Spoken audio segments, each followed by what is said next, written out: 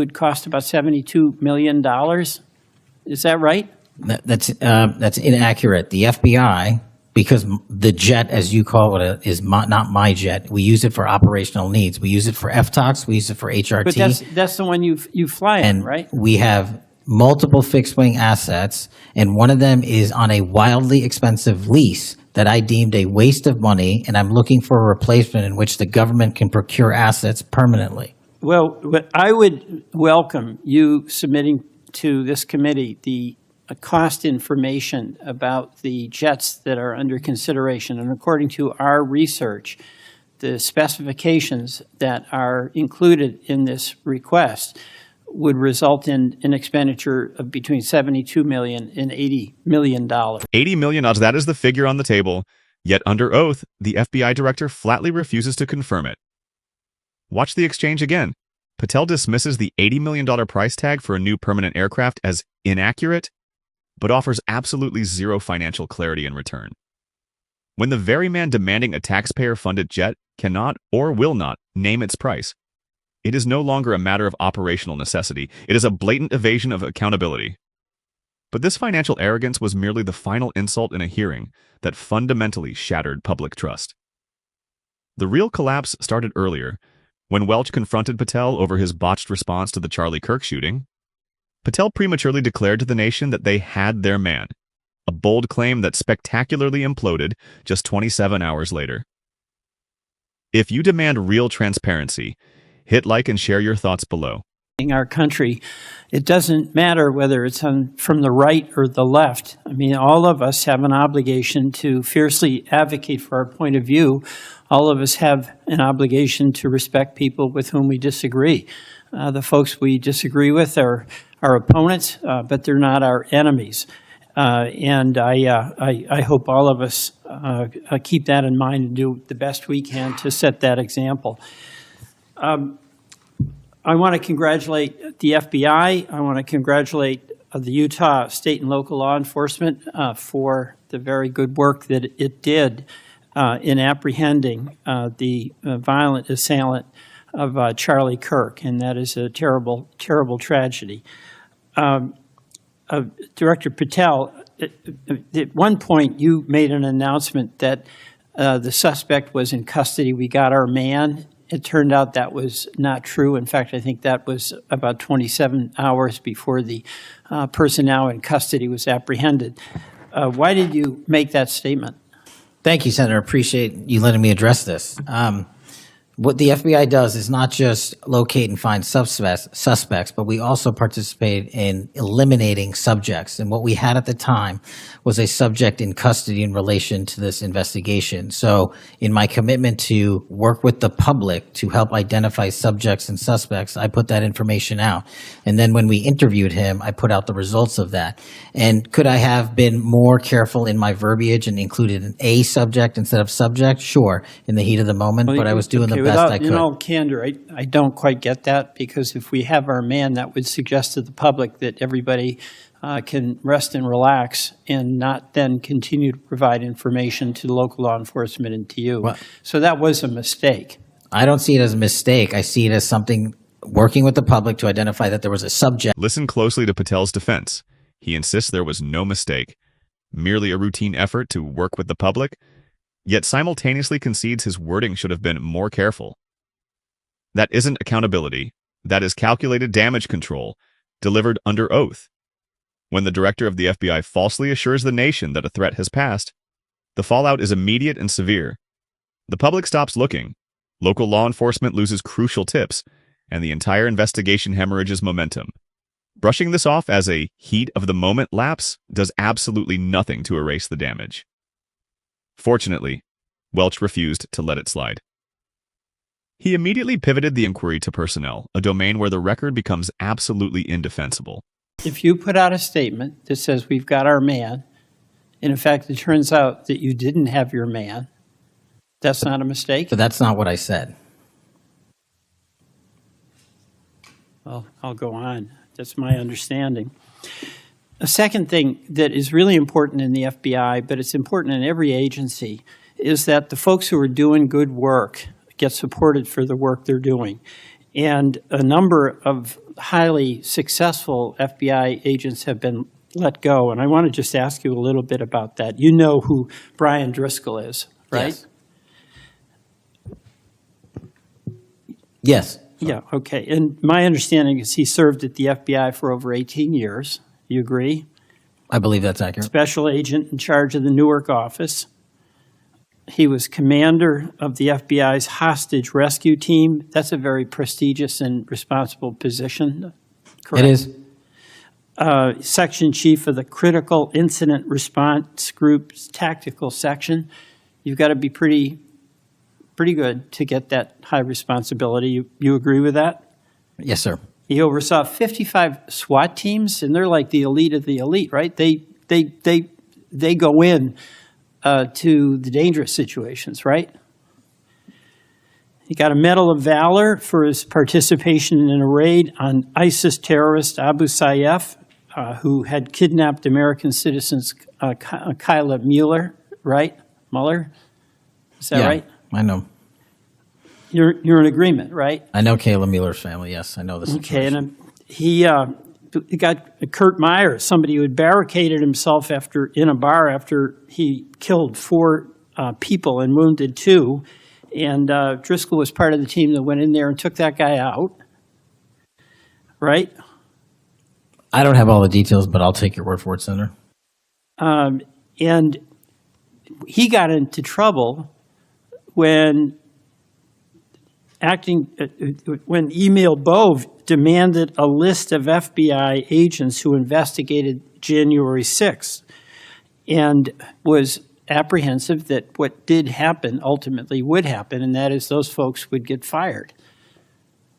I mean, do you agree with me that a boss who stands up for his subordinates when they did the job that was asked of them is a stand-up person and somebody to be admired? Generally speaking, yes, sir. Pardon me? Generally speaking, yes, sir. But Driscoll got fired, right? Again, that matter is under litigation, and the matter you referenced occurred before I was director. Let's just keep it really narrow here. He's fired, right? Yes, he was terminated. And he has to be, there's somebody communicates to him that he's terminated, correct? That's my job. That's your job. So you communicated to him that he was fired. Consider the resume. 18 years as a hostage rescue team commander, leadership over 55 SWAT teams, and a Medal of Valor for an ISIS raid that rescued American hostages. Patel sat there, acknowledging every single one of these extraordinary achievements, only to coldly confirm that he personally fired this decorated operator. A man was terminated simply for defending agents who did their assigned jobs. It is fiercely ironic that a director who cannot name the price of an $80 million aircraft had absolutely no hesitation signing those dismissal papers. A disturbing pattern has emerged. First the false public claims, then the ruthless purge of a national hero, all orchestrated by the same man now demanding a taxpayer-funded private jet. This hearing has evolved far beyond a single flight log or budget line. It is a glaring test of whether the head of the FBI answers to the truth or exclusively to power. With this pattern undeniable, Welch then pivoted, putting the controversial private jet directly under the spotlight. I have a hard time with this because that record suggests to me that this person is like worthy of consideration for the Presidential Medal of Freedom, and he got fired.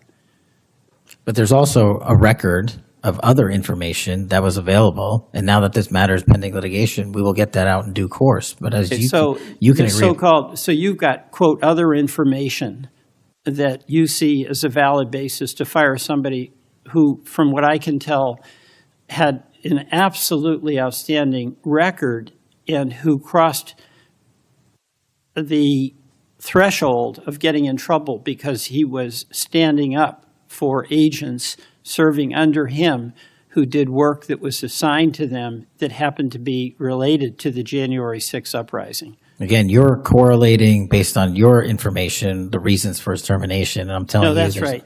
Let me ask you another question. You know, when you were here, you were rightly critical, not here actually, I guess it was on Kash's corner. You were rightly critical of the way that the previous FBI director used the FBI jet.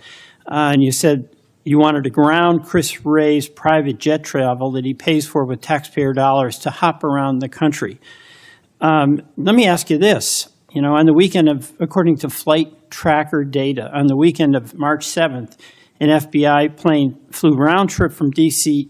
to Las Vegas, and you attended a UFC fight with Mel Gibson. And I'll show you that. Is that you, and is that true? Yeah, you want to know the difference? I live in Las Vegas. I'm allowed to go home. I didn't leave a congressional hearing early on an FBI jet to dodge questions. All right. Then on April 5th, you attended a hockey game in New York City. You don't live there, right? No, I don't. By the way, everyday FBI agents who are assigned in Washington don't get to fly home on a private jet. Well, this is a great point. Do you know why I have to use a private jet? Because Congress made it mandatory. Okay. In April 5th, well, we didn't make it mandatory that you go to UFC games with Mel Gibson. Are you telling me I can't go home? You got to use some judgment here. So when I'm at home, I can't do what I'm doing when I go home. Everybody else is allowed to go home, just not me. Let me keep going. No, I'm glad you go home. Okay. I love to go home. But I don't go home on a private jet. On April 5th, they're not mandated to do so. You attended a hockey game in New York City with Wayne Gretzky. And Flight Tracker says the FBI jet took you to and from New York City, where you don't live. Right? Watch Patel's defense completely crumble in real time. He insists the private jet is a strict congressional mandate, trying to pass off his Las Vegas UFC trip with Mel Gibson as simply going home. That fragile alibi shatters the moment Welch brings up New York. Patel doesn't live in New York, yet he used the taxpayer-funded FBI aircraft to fly there and sit next to Wayne Gretzky at a hockey game, followed by another taxpayer-funded trip to a Miami UFC event the very next weekend. Everyday agents stationed in Washington pay out of pocket to see their families, while their director treats a national security protocol as a personal VIP travel pass and then feigns outrage when questioned. Security rules exist to protect the office, not to bankroll courtside seats and fight night photo ops. This is the exact same director who could not state the cost of the $80 million aircraft he is demanding, and the same man who callously terminated a Medal of Valor recipient. The core issue is no longer just about travel authorization. It is about whether that authorization has mutated into a blank check for a lavish lifestyle. Yet, the private jet joyrides were only half the story. Welch then dropped the actual budget numbers on the table, exposing a contradiction so glaring it became impossible to ignore. April 12th, on the following weekend, you attended a UFC a fight in Miami, also on the FBI jet, right? That's correct. So what's the cost to the taxpayer for those 3 flights? But I pay the commercial equivalent per the regs and the law.